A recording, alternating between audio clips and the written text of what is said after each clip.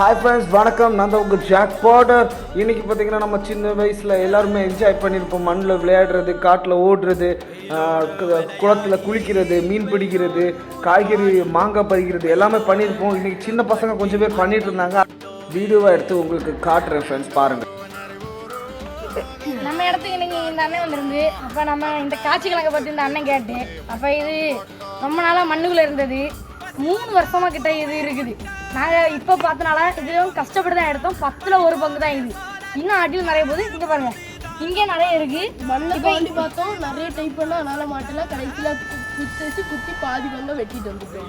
நாங்கள் எனக்கு எடுத்துலாம் இது இனி எப்படி நாங்கள் அவுக்க போகிறோன்னு பாருங்க. அடுப்பை பார்த்துக்கிட்டு